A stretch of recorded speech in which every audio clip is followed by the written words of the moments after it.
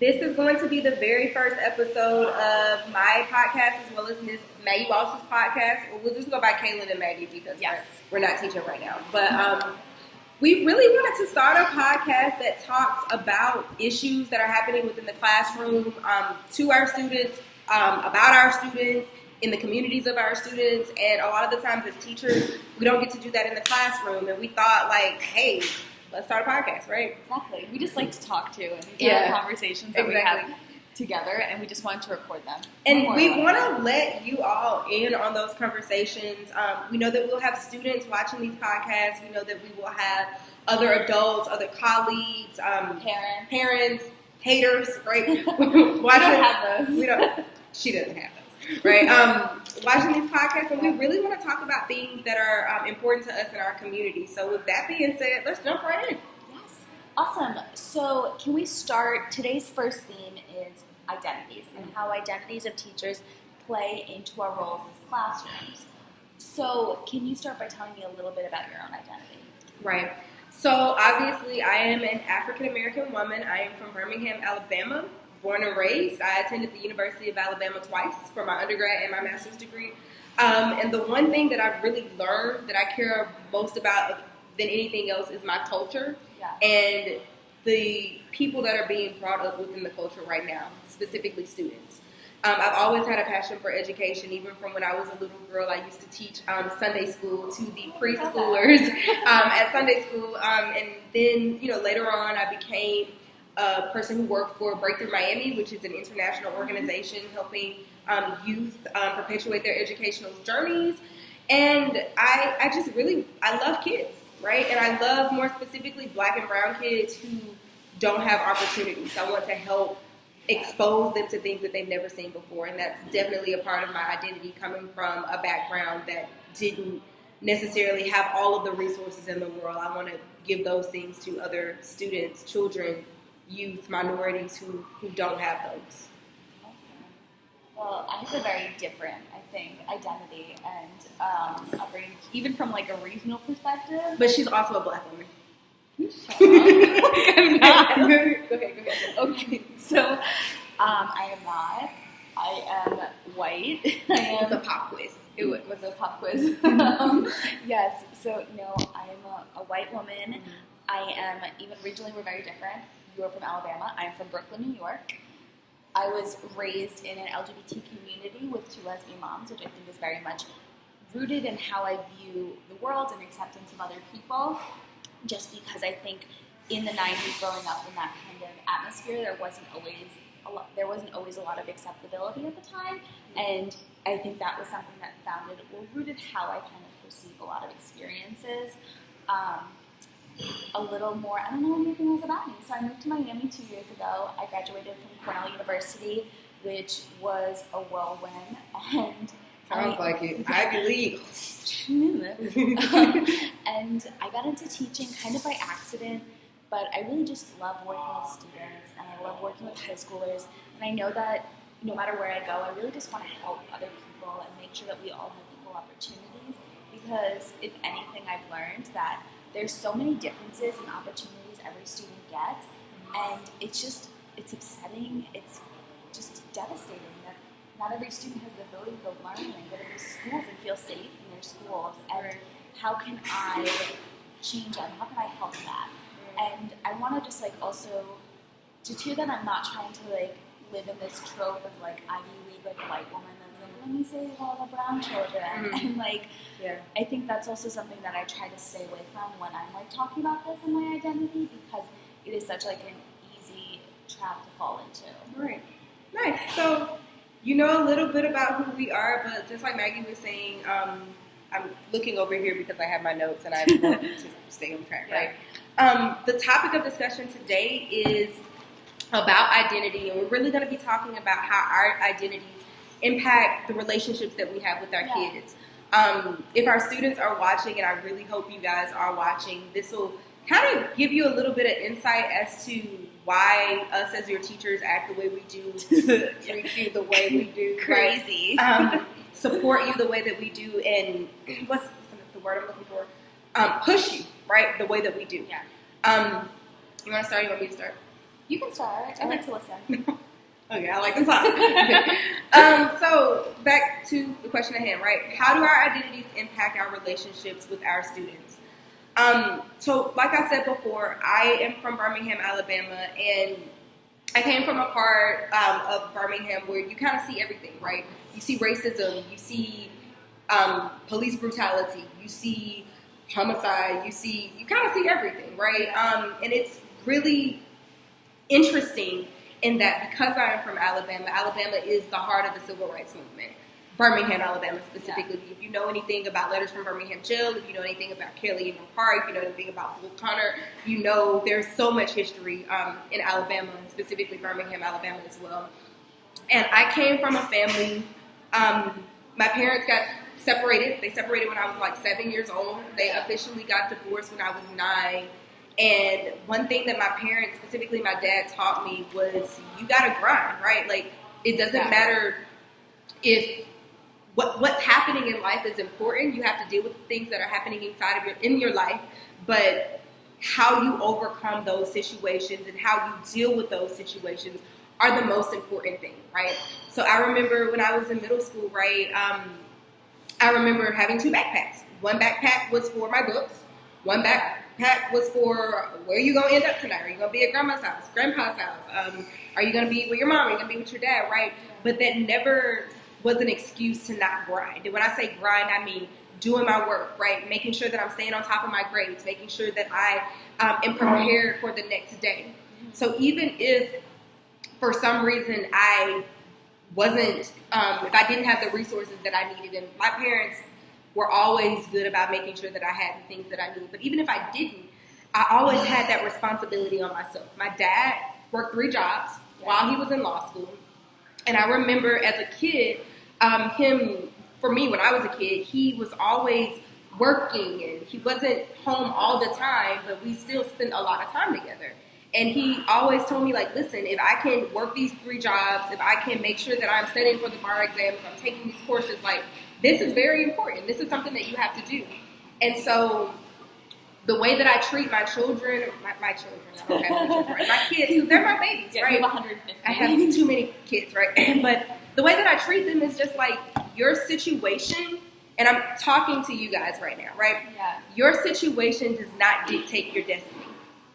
I don't want to say that again. Your situation, whatever you're going through right now, it doesn't dictate to where you can become, how far you can go, what you can become.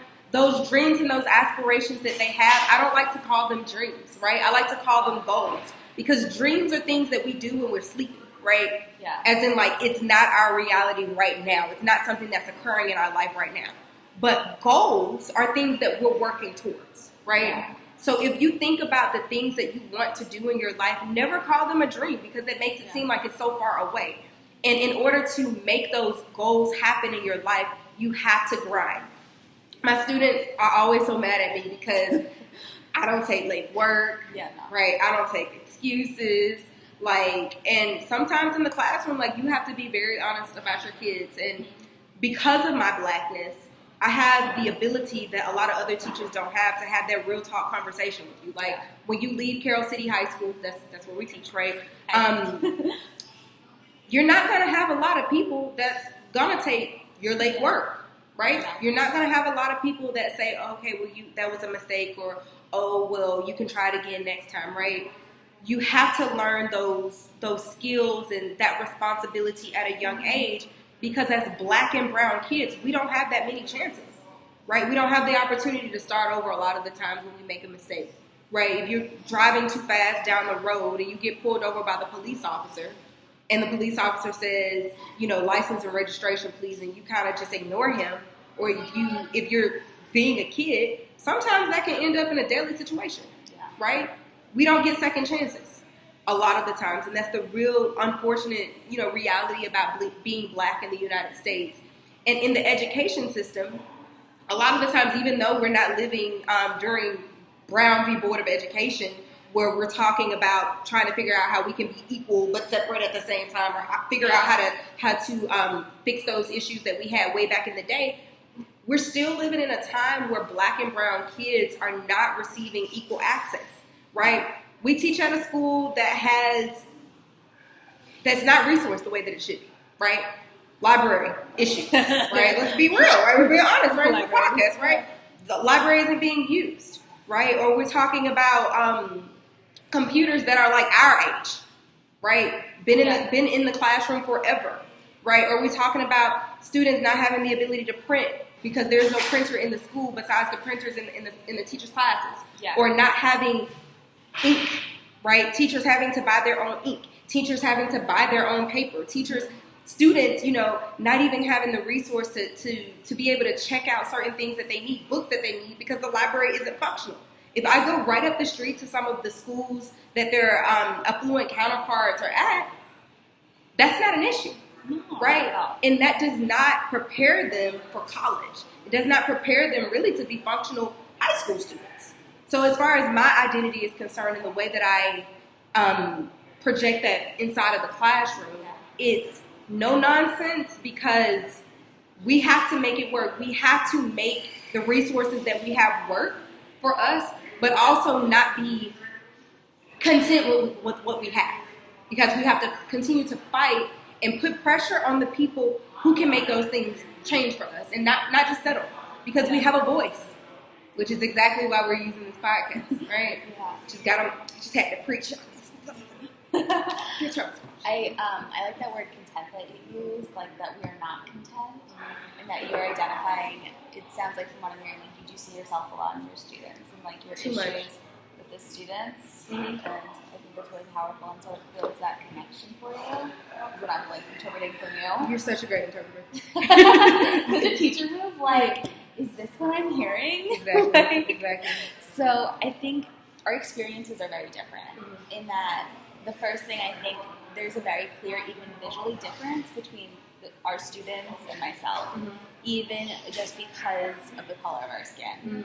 And I don't have those same experiences and shared experiences with my students, and I think I try to recognize that as much as I can. I try to remind myself of that constantly, because it's really, I think, easy for me to compare my experience from when I was in high school and say, well, when I was in high school, I was able to do this, so why can't you do this? And clearly, I haven't been faced with a lot of these issues, even with these like the schools that I was even in scheduled to go to were all schools that were predominantly low income, predominantly people of color, but I was able to go out of them and go into these magnet programs and specialized schools. So I think even these obstacles that I could face, that I was able to navigate around. Right. So that's something that I really try to reflect on in the classroom. Sometimes I do have to make that clear and have those conversations with our students. Like when we started to read The Hate You Give, right? I started it with. I recommend that book. It's a beautiful book. Yeah. I cried the whole time. She cries all the time, right? I do. But we had to have these conversations, and I had to talk to my kids and say, listen, we're reading this text that is about police brutality and it's about the Black Lives Matter movement, and I just want to start off saying that these experiences of being targeted because of your skin, being this police brutality is something that is foreign to me because I never had to experience that. Even in high school, I would joke, we would state that my friends would be pulled aside and stopped when there was stop and frisk, and that my friends would be stopped and frisked, and I was never even looked at twice. And so I do have to recognize, and I think my students, when they see that kind of reception, there's a lot, it's not as confrontational, and I think the conversations we have aren't as heated because I do have to say I'm learning from you, and that these books, it is not my experience, and it is my job to listen and learn from you guys. Right. And recognizing that difference and also using it as a learning experience. And then kids get excited when you're I'm learning from you. They're step aside. Yeah. Let me educate the teacher.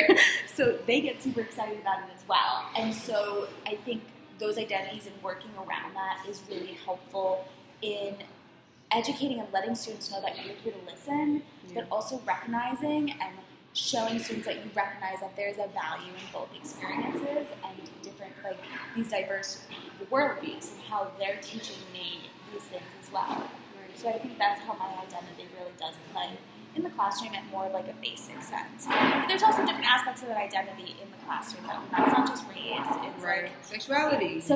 Oh my goodness. It's religion, right? Gender, right? Gender, sexuality. Exactly. socioeconomic status, like regional things. They just have such an impact on how you teach, and kids see if you act like them, if you look like them, if you dress like them. Like, kids recognize that, and they do see themselves in right. you.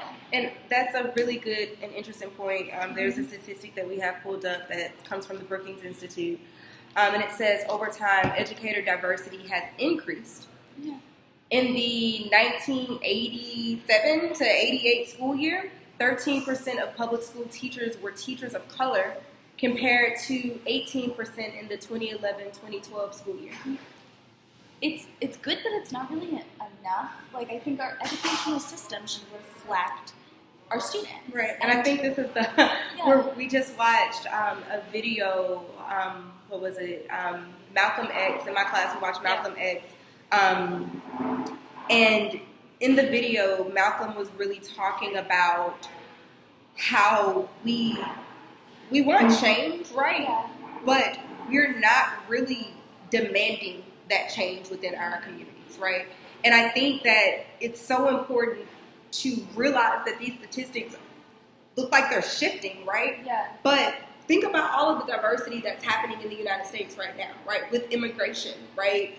With people, different groups, right? Different just types of children that we teach and that we have within our communities, right? If our demographics are not changing, if our ideologies are not changing, if our perceptions are not changing, if our mindsets are not changing, then how are we educating? Like, are we educating? Are we really doing justice to the students that are in front of us every single day? If they're not just if you shared identities, but it's also students benefit from this diversity of opinions and diversity of worldviews that they're learning from. And it's just like we see our students if they've never met somebody with a different religion than them. Mm-hmm. And we have coworkers where a lot of our students haven't met anyone that's Jewish or is advocated, and then you see our coworkers who's Jewish, and the kids are like, their mind is blown because they didn't know who Malcolm X was when I showed them the video of Malcolm. I was so hurt. I was like, you don't know Malcolm. Okay. Yeah. Anyway, but it's like that they're learning from it, and they're like, having that diversity is so important, and we have to think about, like, why is this occurring that we have such a low percentage of diversity within our field? Why is it predominantly women? Why is it why is it predominantly white women? Like, why is this happening? Are you pointing at me? But I mean, and I think that's a really real conversation that schools need to have, but also this is the best time to have this conversation in general because we are in an election season, right? Yeah. You have so much power as a listener, right? Whoever's on the other end of this this video, right? The people who you vote into office, the people who advocate for you. Do you know who your school board members are, right? Like, you know who your principal is, you know who your teachers are, you know who the president of the United States is, right? Yeah. But do you know those people who make the decisions within your school, right? And how are we recruiting teachers? I think, and we talked about the school board, and do you think then the limit of our education, the limit of our recruitment is the stagnant wages? Do you think that if we had different wages, if we were able to recruit people top of their field, it would be more diverse? So, and I don't have a PhD in this conversation, right? So obviously this is just my opinion, just coming from a person that's inside of the classroom, that's right? That's everything we say. It's like, it's just our opinion. It's just our opinion, right? But I think that we really need to have a real conversation with individuals who are running for these office seats, right? And that when we're talking about teachers and teacher salary, everyone kind of feels like teacher salary isn't a big deal, right? But think about who can afford to take jobs that don't really pay that much, right? If I come from a background where I know that I have to support my mom, my grandma, my grandpa, my kids, whoever, right? Yeah. Is the first job that I'm looking for the job that's not going to be able to support myself and the people that are depending on me? Yeah, No, right? I'm going to be looking for work that will help me help myself and help them, right? Why would I go to school and get into hundreds of thousands of student loan debt to only be making $40,000 to $50,000 a year, right? And so how do you expect, or take our students for example, right? If you're coming from poverty, which we teach in a school, a Title I school, and the majority of our students are on free and reduced lunch, right? As most Title I schools are. When you get out, are you trying to think about how you're going to make money? Yeah. And if that is not if education, if teaching is not a way in which you can do that, raising teacher pay is more than just giving teachers more money, right? Yeah. It's also making sure that people who represent or who have the same identities that our kids do are able to be in the same classrooms as them. And to be able to teach them and to be able to give those perspectives that our kids don't get. Sometimes it's more than just about saying, oh, well, I can't afford to pay teachers $50,000, $60,000, $70,000 a year. Because at that point, think about who is being affected, right? If I make six figures already, or if I come from a family that I already know I'm going to be good regardless of what job I have, right? I have a trust fund, so it doesn't matter what job I pick, right? Then it might not be as big of a deal as to what you do for however many years once you start in your career. It's like an interesting idea that people can be priced out of teaching and priced out of like helping and priced out. It's an interesting way of viewing things, and it's not until we have these conversations, it's not something I really thought about, is these structural changes that are prohibiting people from becoming teachers, and how not only are a lot of times students like the education system fails them, but then they have even more barriers that are limiting their ability to, again, help the community and make communities healthier and sustainable and thriving because of these systematic obstacles that are starting at kindergarten. Right. So if you want my vote for 2020, I don't care who you are, right? Democrat, Republican, Independent, right? Jack in the Box, whoever you are, right? We need to really be having these conversations beyond just raising teacher pay to have more teachers or whatever, but think about the type of teachers that we need in the classroom. It's not really an I want thing, right? When we come into classes and students see people that they want to become later on in their life, right? Or people that are their goals, right? This is my goal teacher, right? Or this is what I want to become later on down the line, or this person inspired me. Like, who do you want inspiring your kids? Yeah. Because obviously we're not in it for the money. I have, 3 jobs? 3? I have 2. 3. Yeah. Dude. That's before I came here. I did my, I clocked in an hour. Right, she was literally at work. Well, not during hours. No, I was not during hours. It was after work was over. Yeah, but who do you want educating your kids? And do we have people in the classroom that can be goals to our students? Because if that's not the case, we need to really reevaluate. And teacher pay is a big deal. But I think there's also other systems that we can go into in that in the same document that we were looking from the Brookings Institute, pretty sure it's from the Brookings, can we go down and see if it's actually from the, no, so this one is from Education, the Department of Education and Education Statistics, in that a large percentage of Black teachers are going to education through alternate programs. So they're not necessarily doing the go to college, get an education degree, and go straight into the classroom. My undergrad was in political science. My graduate master's degree is in communication studies, so I can completely attest to that. Yeah, and so education. There are these alternate routes, which is going on to kind of that final portion of how can we resolve these gaps in representation. Right. So something that I know, I'm from Brooklyn, I said, and something that I thought was really cool is New York City is really, I think, working hard to try to recruit different types of teachers. And they have this program called New York City Teach.